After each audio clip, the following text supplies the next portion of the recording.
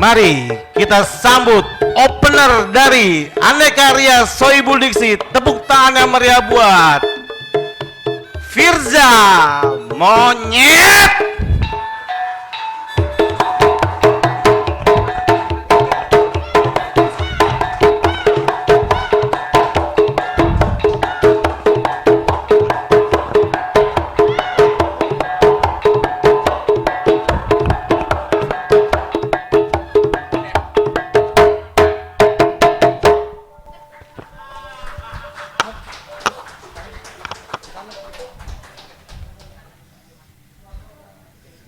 Assalamualaikum warahmatullahi wabarakatuh teman-teman. Gokil Sodik friend semua ini ya. Gue dari Depok teman-teman, agak pegel-pegel nih. Gue kesini digendong petani belimbing soalnya. Dimasukin dalam rotan rotan belakangnya sini. Aduh, makanya pegel nih gue. Mana baret nih psiku gue. Soalnya di tengah jalan berantem sama pendekar Minangkabau bang. Untung dia jago main tongkat ya kan. Untung ya kan.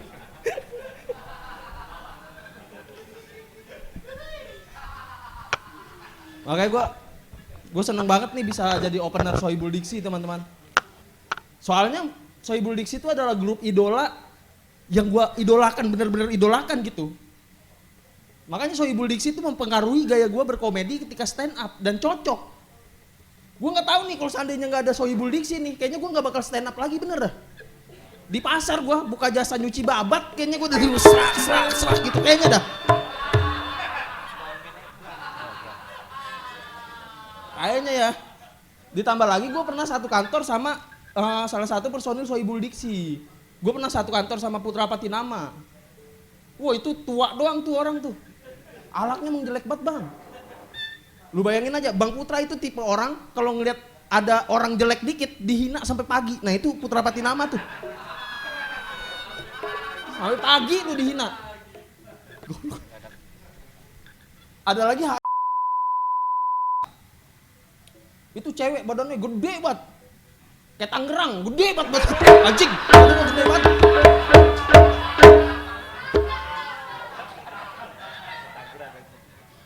Nah, yang anehnya si ini, dia rumah jauh di Bogor, tiap hari ke Jakarta. Bawa sarapan bihun. Iya, kalau kan setiap pagi sarapan sate gagak dia kan. Kalau ini dia bawa bihunnya. Yang anehnya adalah dari Bogor sampai Jakarta, itu bihun masih hangat. Sumpah gua nggak bohong, kata Bang Putra, itu bihun sepanjang jalan diaduk di memek, kata dia gitu.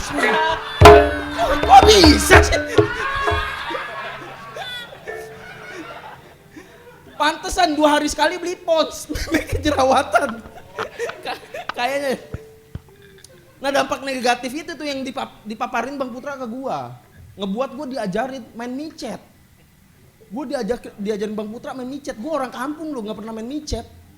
Gara-gara dia main micet gua buka gitu kan. Katanya coba lu pijit dulu aja dari yang easy. Buka nih gua pijit.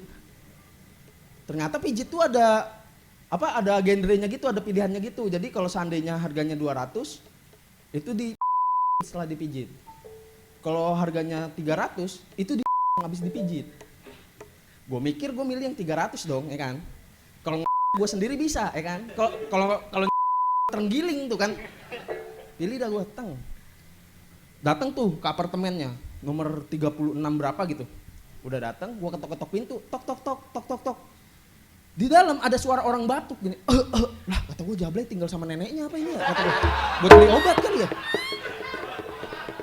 Gak ada yang tahu ya kan? Dibuka dah tuh, Sumpah ya, ini gue gak bohong. Itu Jablay jelek banget. Teteknya gede begitu. Kayak meja les bener, gede banget. Kata gue bisa nulis kayaknya. Gede begitu, gitu.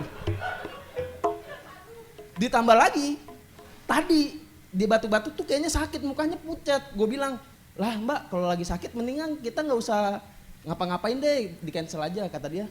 Enggak mas, tenang aja saya profesional kok. Tapi di mukanya ada babai fever 3 begini.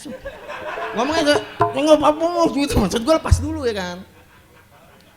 Ya udah enggak apa-apa nih, masuk dah gue set. Sumpah gue tuh enggak pernah yang namanya pijit plus gitu karena gue cuma anak daerah gitu. Dia langsung bilang gini, ayo mas buka bajunya katanya. Gobloknya gue mengartikan secara harfiah, ya kan?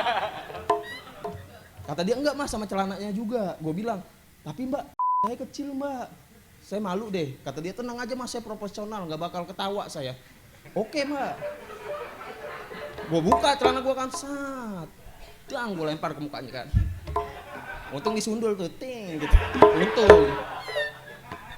Sumpah respon bayi itu kayak gitu ngeliat gua. Dia sampai nyinggung kayak mas gitu. Udah nih. Kata gua, udah mbak kita langsung aja mijit yuk. Dipijit dah tuh.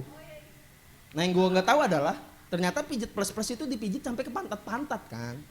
Nah gue nggak pernah pijit, jadi respon gue tuh selalu geli gitu. Pas banget lagi dipijit arah pantat nih, sat, kelak, pantat gue nangkep jempol dia bang.